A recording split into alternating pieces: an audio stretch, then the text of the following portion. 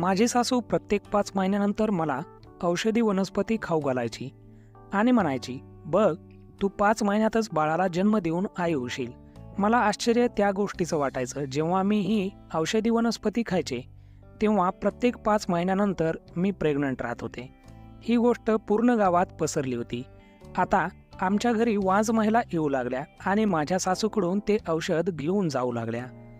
मला माझ्या सासूवर संशय येऊ लागला, म्हणून मी एक दिवस त्यांच्या रूममध्ये लपून बसले. तर समोरचं दृश्य पाहून माझ्या पायाखालची जमीन सरकली. कारण माझी सासू तर महिलांच्या डिलिव्हरीच्या वेळेस. माझं नाव सावित्री आहे. माझं लग्न एका चांगल्या घरात झालं होतं आणि माझी सासू माझ्यावर खूप प्रेम करत होती. ती माझी स्वतःच्या मुलीसारखीच काळजी घेत होती. त्यांची फक्त एकच इच्छा होती की लवकरात लवकर त्यांच्या अंगणात नातवंडांनी खेळावं. त्या आमच्या घरात लहान मुलांच्या रडण्याचा आवाज ऐकण्यासाठी कासावीस झाल्या होत्या. लग्नाच्या 1 वर्षानंतरही मी त्यांना काही आनंदाची बातमी दिली नाही, तर त्यांना माझी काळजी वाटू लागली. एक दिवस अचानक माझी तब्येत खूपच बिघडली. मला मळमळल्यासारखं होऊ लागलं. हे बघून तर माझी सासू आनंदानेच उड्या मारू लागली आणि मला डॉक्टरांजवळ घेऊन गेली. पण डॉक्टरांनी जी बातमी सांगितली ते ऐकून माझ्या सासूचा चेहरा पडला. माझी तब्येत खराब झाल्यामुळे मला उलट्या होऊ लागल्या होत्या. मी प्रेग्नंट नव्हते. त्या दिवशी माझी सासू घरी आल्यानंतर एकदम शांत होती. रात्र झाली तरी त्या आपल्या रूममधून बाहेर आल्या नव्हत्या. मला त्यांची काळजी वाटू लागली. तेव्हा रात्री मी माझ्या नवऱ्याला सर्व सांगितलं. तर माझ्या नवऱ्याने मला शांत राहण्याचा सल्ला दिला आणि म्हणाला की मुलं तर ही देवानं दिलेली भेट असते. आपल्याला एवढी घाई काय आहे? जेव्हा देवाला मान्य असेल तेव्हा तो नक्कीच आपल्याला एखादं बाळ देईल. तसंही आपल्या लग्नाला आत्ताशी 1 वर्षच झालं आहे. माझ्या नवऱ्याचं बोलणं ऐकून मी शांत बसले होते, परंतु तरी देखील मला फार काळजी वाटत होती. मी माझ्या आईसारख्या सासूला काळजीत पाहू शकत नव्हते. 1 आठवडा असाच निघून गेला. माझी सासू अशीच काळजीत राहू लागली. जेवण देखील कमी करत होत्या त्या आणि जास्त बोलत देखील नव्हत्या. आठवड्याभरानंतर माझ्या नवऱ्याला आपल्या फॅक्टरीकडून प्रमोशन मिळाल्यावर बाहेर जावं लागलं. ते एक इलेक्ट्रिकल इंजिनियर होते. माझा नवरा गेल्यानंतर आता घरात मी आणि माझी सासू दोघीच होतो. कारण माझा नवरा आपल्या आईचा एकुलता एक मुलगा होता. माझा नवरा गेल्यावर माझी सासू रूममध्ये आली आणि माझ्या हातात एक औषध देत म्हणाली, हे औषध खाल्ल्यानंतर तू 5 महिन्यातच बाळाला जन्म देऊन आई होशील. त्यांचं ते बोलणं ऐकून मला आश्चर्य वाटलं, परंतु मी विचार केला की त्यांची मानसिक स्थिती ठीक नाही. पण मला त्यांना नकार देऊन त्यांचं मन दुखवायचं नव्हतं. मी त्यांच्या हातातून ते औषध घेतलं. तसं पण मी हॉस्पिटलमधील औषधं खातच होते, त्यामुळे मला हे देशी औषध खाण्यास काहीच प्रॉब्लेम नव्हता. मी हा विचार करून ते औषध घेतलं की माझी सासू देखील खुश होईल आणि कदाचित याच औषधाने मी त्यांना आनंदाची बातमी देखील देईल.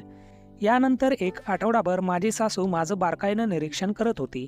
कदाचित त्या कुठल्या तरी गोष्टीची वाट बघत होत्या. बरोबर 1 आठवड्यानंतर माझी तब्येत खराब झाली आणि मला उलट्या सुरू झाल्या. हे बघून तर माझ्या सासूला फार आनंद झाला आणि त्या माझी फुलासारखी काळजी घेऊ लागल्या. यावेळेस त्या मला डॉक्टरांजवळ देखील घेऊन गेल्या नव्हत्या. त्या घरातच माझी काळजी घेऊ लागल्या. मला आश्चर्य त्या गोष्टीचं वाटत होतं की माझं पोट खूप झपाट्याने वाढत होतं आणि 2 महिन्यानंतर मी 7 महिन्यांची प्रेग्नंट असल्यासारखे दिसत होते. मी माझ्या आयुष्यात पहिल्यांदा असं बघितलं होतं. मला आश्चर्य तर वाटतच होतं, परंतु आता काळजी देखील वाटू लागली होती. पण नंतर माझ्या सासूनं मला समजावून सांगितलं की ही सर्व त्या औषधाची कमाल आहे आणि त्यांनी ही गोष्ट मला माझ्या नवऱ्याला सांगण्यास नकार दिला होता. माझ्या सासूला त्यांना सरप्राईज द्यायचं होतं.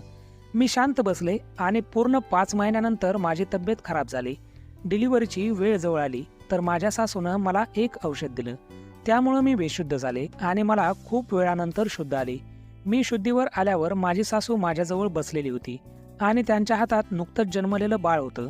त्याला त्या आपल्या छातीशी लावून थोपटवत होत्या. मला डोळे उघडलेले बघून त्या बाळाला माझ्याकडे घेऊन आल्या आणि म्हणाल्या, हे बघ, देवानं किती गोड बाळ दिलं आहे. असं म्हणत माझ्या सासूनं ते बाळ माझ्याकडे दिलं. मी थरथरत्या हाताने माझ्या बाळाला माझ्याजवळ घेतलं. ते खूपच नाजूक आणि गुबगुबीत होतं. माझ्या मनात माझ्या बाळाप्रती खूप प्रेम उत्पन्न झालं होतं. मी आणि माझी सासू दोघीही खूप आनंदी होतो. माझी सासू तर आपल्या नातवाला नेहमीच आपल्या मांडीवर घेऊन बसलेली असायची. जेव्हा गल्लीतल्या लोकांना माहीत झालं तेव्हा ते सर्वजण माझं अभिनंदन करायला आले होते. आता काही दिवस झाले होते तेच माझी सासू पुन्हा माझ्याजवळ आली आणि पुन्हा मला ते औषध दिलं आणि म्हणाली, तू हे औषध खा, 5 महिन्यानंतर तू पुन्हा आई होशील. मला यावेळेस आश्चर्य वाटण्यासोबतच थोडं विचित्र देखील वाटलं. शेवटी हे असं कसं औषध होतं ज्यामुळे मी स्वतःहून 5 महिन्यातच बाळाला जन्म देत होते. तेव्हा तर माझा नवरा देखील बाहेर गेलेला होता. मला या गोष्टीचा फारच संकोच वाटत होता. माझं बाळ अजून छोटं होतं आणि एवढ्यातच मला दुसरं बाळ नको होतं. मला असं संकोचलेलं बघून माझी सासू रागाने माझ्याकडे बघू लागली. त्यामुळे नाईलाजाने मला ते औषध घ्यावंच लागलं. माझी सासू तिच्या उपस्थितीत मला ते औषध खाऊ घालून निघून गेली आणि पुन्हा 1 आठवड्यानंतर मला उलट्या सुरू झाल्या. यावेळेस मला जरा जास्तच काळजी वाटत होती. मी जास्त शिकलेली सावरलेली नव्हती. नाही माझा जगाशी जास्त काही संबंध होता. मी अनाथ आश्रमात वाढलेली असल्यामुळे माझं जवळचं असं कोणीच नव्हतं. शेवटी मी हे सर्व कुणाला सांगणार होते. मला माझ्या सासूला आणि नवऱ्याला नाराज करायचं नव्हतं. आणि पुन्हा 5 महिन्यानंतर माझी तब्येत खराब झाली आणि मी बेशुद्ध पडले. जेव्हा मला शुद्ध आली तेव्हा एक छोटीशी परी माझी वाट बघत होती. माझी सासू आता पहिल्यापेक्षा जास्त आनंदी होती. जेव्हा गावात ही बातमी माहीत झाली तेव्हा सगळ्यांनाच खूप आश्चर्य वाटलं. ही बातमी आमच्या गावात जंगलाला लागलेल्या आगीसारखी पसरली होती. आता वांज असलेल्या महिलांची आमच्या घरी लाईन लागू लागली. माझी सासू त्यातल्या काहीच महिलांना फक्त औषध देत होती, परंतु त्यांची एक अट होती. जी महिला औषध घेऊन जाईल ती प्रेग्नंट झाल्यानंतर डॉक्टरांजवळ जाणार नाही आणि डिलिव्हरीच्या वेळी ती एकटीच माझ्या घरी येईल. म्हणजे माझी सासू स्वतः त्या महिलेची डिलिव्हरी करेल. एका महिलेनं त्यांची ही गोष्ट मान्य केली आणि पूर्ण 5 महिन्यानंतर त्या महिलेनं एका बाळाला जन्म दिला. मागच्या 8 वर्षापासून त्या महिलेला मूल होत नव्हतं. बाळ झाल्यानंतर त्या महिलेने आणि तिच्या घरच्या लोकांनी माझ्या सासूला खूप सारे पैसे दिले. आता तर आमच्या घरी वांज महिलांची लाईन लागली होती. मला हे सर्व खूप विचित्र वाटत होतं. मला हे सर्व माझ्या नवऱ्याला सांगायचं होतं, परंतु माझ्याजवळ मोबाईल नव्हता आणि मी कधी तो वापरला देखील नव्हता. आमच्या घरात एक जुना टीव्ही होता. मी तो टीव्ही नुकताच चालू केला तेव्हा टीव्हीवर कुठली तरी बातमी चालू होती, ज्यात एक महिला रडत होती कारण तिचं नवजात बाळ गायब झालं होतं. मी पटकन तो टीव्ही बंद केला आणि माझ्या दोन्ही मुलांना माझ्याजवळ घेतलं. मी एक आई होते आणि आईचं दुःख समजू शकत होते. त्या रात्री माझी सासू पुन्हा माझ्याजवळ आली आणि मला औषध घेण्यास सांगू लागली. मी त्यांना यावेळेस नकार दिला होता. माझे 2ही मुलं अजून छोटी होती. मला अजून एक मूल नको होतं. माझा नकार ऐकून माझ्या सासूला खूप राग आला आणि त्या मला धमकी देऊ लागल्या की मी जर सकाळपर्यंत हे औषध खाल्लं नाही तर त्याचे परिणाम चांगले होणार नाहीत. योगायोगानं त्या आपला छोटासा मोबाईल तिथंच बेडवर विसरून गेल्या होत्या, ज्याच्यावर कधी कधी माझ्या नवऱ्याचा फोन येत होता. मी पटकन तो फोन घेतला. मला तो चालवायला तर येत नव्हता, पण मी कसं तरी माझ्या नवऱ्याला फोन लावला आणि मी त्यांना सर्व हकीकत सांगितली. पण माझं बोलणं ऐकून माझा नवरा हसू लागला आणि मला म्हणाला की तू माझी चेष्टा करत आहेस का. मी त्यांना विश्वास देण्याचा प्रयत्न करत होते, पण माझ्या नवऱ्याने रागाने फोन बंद केला. आता मात्र मला टेन्शन येऊ लागलं होतं. दुसऱ्या दिवशी माझ्या सासूने मला औषधाबद्दल विचारलं तर मी त्यांना म्हणाले की मी ते औषध खाल्लं आहे. असेच दिवस जात होते आणि 1 महिन्यानंतर गावातील एका महिलेच्या डिलिव्हरीची वेळ आली. ती महिला माझ्या सासूसोबत एकटीच रूममध्ये होती. त्या रूमला एक खिडकी होती, पण ती चांगल्या प्रकारे बंद केली होती. मी त्या खिडकीला छोटंसं छिद्र केलं आणि त्यातून लपून बघू लागले. माझ्या सासूनं त्या महिलेला काहीतरी औषध दिलं आणि ती बेशुद्ध झाली आणि बघता बघता त्या महिलेचं वाढलेलं पोट कमी होऊ लागलं. हे बघून तर माझ्या डोक्यावर आभाळ कोसळलं होतं, कारण एक नवजात बाळ बाजूला पडलेलं होतं. ती महिला बेशुद्ध होती. तिचं पोट आता बरोबर कमरेच्या बरोबरीनं आलं होतं. मी पटकन मागे झाले. जर ती डिलिव्हरी नव्हती तर मग ते बाळ कुठून आलं होतं. मला खूप भीती वाटू लागली. माझी सासू कदाचित काहीतरी जादू करत होती, म्हणून 5 महिन्यानंतर एका विचित्र पद्धतीने बाळ जन्माला येत होतं. मी घाबरून माझ्या रूममध्ये निघून गेले. मला रात्रभर झोप आली नाही. मला माझ्या दोन्ही निष्पाप मुलांची देखील भीती वाटू लागली होती. रात्र अशीच निघून गेली आणि दुसऱ्या दिवसाची सकाळ ही एक वादळ घेऊन आली. अचानक पोलिसांनी आमच्या घरावर छापा टाकला. ते माझ्या सासूला शोधत होते, पण त्या घरी नव्हत्या. आणि मग पोलिसांनी माझ्या दोन्ही मुलांना माझ्याकडून हिसकावून घेतलं. मी रडत होते, त्रासले होते, परंतु त्यांनी माझी एकही गोष्ट ऐकली नाही आणि तेवढ्यातच माझी सासू घरी आली. जेव्हा ते पोलीस माझ्याकडून माझी मुलं हिसकावून घेत होते तेव्हा माझी सासू ताट मान करून सगळ्यांना खाऊन टाकण्याच्या नजरेने बघत होती. माझी मुलं रडत होती आणि त्यांचा रडण्याचा आवाज माझं हृदय चिरून टाकत होता. ते माझ्याकडून माझी मुलं हिसकावून घेऊन गेले होते आणि मी बेशुद्ध झाले.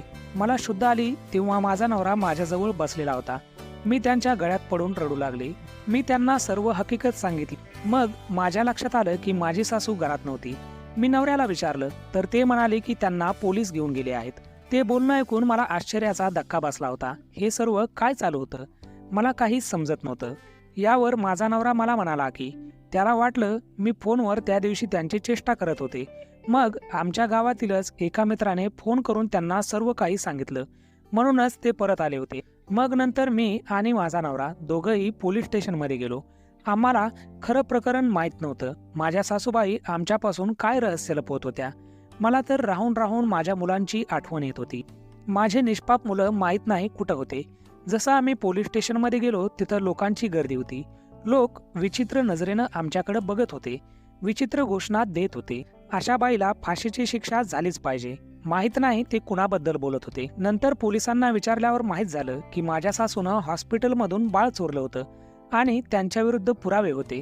हॉस्पिटलच्या कॅमेरामध्ये त्यांचा व्हिडिओ होता. मागच्या 6 महिन्यापासून त्या हॉस्पिटलमधून 5 नवजात बाळं गायब झाली होती. ही बातमी गावात कुणीतरी टीव्हीवर ऐकली होती आणि नंतर पोलिसांना माझ्या सासूबद्दल सांगितलं. कारण प्रत्येकाला शंका होती की दर 5 महिन्यांनी एक मूल कसं जन्माला येतं. त्यांनी माझ्या सासूविरुद्ध तक्रार नोंदवली होती.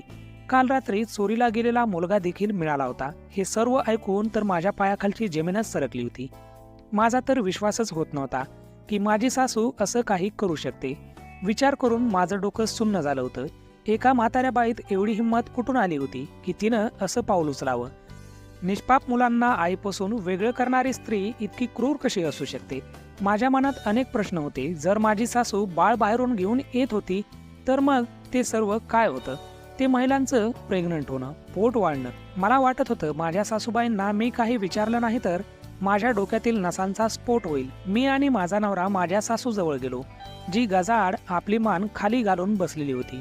आई, तू असं का केलंस? माझा नवरा ओल्या डोळ्यांनी विचारत होता. जेव्हा माझ्या सासूनं सांगायला सुरुवात केली, मी एक वांज महिला होते. मला लग्नाच्या 5 वर्षानंतर देखील मूलबाळ झालं नाही. तर माझ्या सासूनं मला घरातून काढून दिलं आणि माझ्या नवऱ्याने दुसरं लग्न केलं. माझं या जगात कोणीच नव्हतं. मी या क्रूरतेने भरलेल्या समाजात एकटीच होते. एक दिवस मला एका फकीराकडून अशी औषधी वनस्पती मिळाली. ती खाल्ल्यानंतर एक स्त्री गर्भवती राहते. पोटात पाण्याचा एक फुगा बनतो, ज्यामुळे पोटाचा आकार वाढतो आणि नंतर 5 महिन्यांनी ते पाणी निघून जातं आणि पोट सामान्य होतं, जसं एखाद्या महिलेची प्रसूती झाल्यावर होतं. तो फकीर बायकांना औषध देऊन मूर्ख बनवायचा. त्या महिला गरोदर राहायच्या. तो त्यांच्याकडून पैसे घ्यायचा आणि मग 5 महिन्यांनी मूल गेलं असं म्हणायचा. मला मूल बाळ नव्हतं. मी ते औषध खाल्लं आणि 5 महिन्यानंतर हॉस्पिटलमधून एक बाळ चोरून आणलं, जे अनैतिक संबंधातून झालेलं होतं आणि त्याची आई त्याला ठेवू इच्छित नव्हती. मग त्या मुलाला मी माझ्या मुलाप्रमाणे वाढवलं. माझ्या सासूबाईंचं ते बोलणं ऐकून मी आणि माझ्या नवऱ्याला मोठा आश्चर्याचा धक्का बसला. म्हणजे माझा नवरा त्यांचा सख्खा मुलगा नव्हता. माझ्या सासूबाई पुढे सांगू लागल्या, मला म्हातारपणी आधार मिळाला होता जेव्हा तुमचं लग्न झालं आणि लग्नाच्या 1 वर्षानंतरही तू काही आनंदाची बातमी दिली नाही. तर मग मला वाटलं की तू देखील माझ्यासारखीच वांज आहेस, म्हणून मी तुला ते औषध दिलं आणि हॉस्पिटलमधून बाळ चोरून आणलं.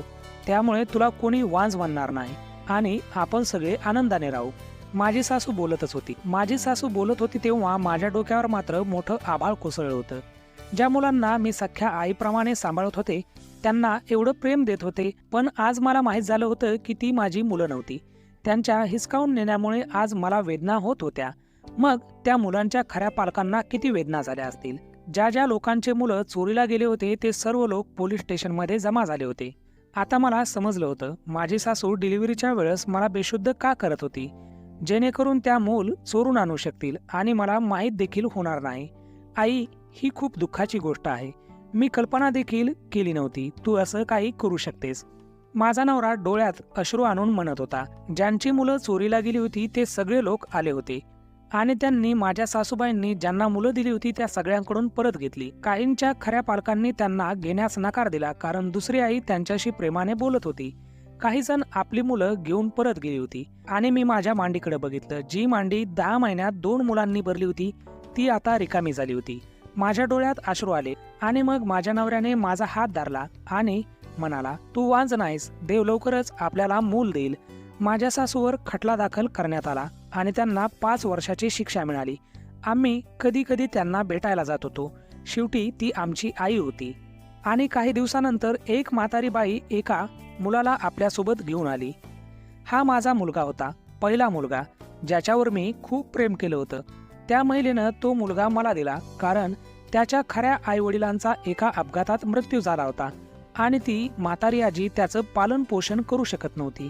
मी माझ्या मुलाला प्रेमाने मिठी मारली.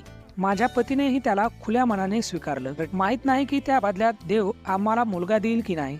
मला समजलं की जे लोक देवाच्या नियमाविरुद्ध जातात त्यांना माझ्या सासूसारखी शिक्षा मिळते. अर्थातच देव सर्वांनाच योग्य न्याय देतो. तर मित्रांनो, अशी होती छोटीशी कथा. तुम्हाला ही कथा कशी वाटली आम्हाला कमेंटमध्ये सांगायला विसरू नका. व्हिडिओ आवडलास तर या व्हिडिओला लाईक करून आपल्या मित्रांसोबत आणि मैत्रिणींसोबत नक्की शेअर करा. आणि अशाच प्रकारचे व्हिडिओ बघण्यासाठी आमच्या या यूट्यूब चॅनलला सबस्क्राईब करून बेल नोटिफिकेशन आयकॉनला ऑनवर सेट करायला विसरू नका. Thanks for watching. भेटूया पुढच्या व्हिडिओमध्ये.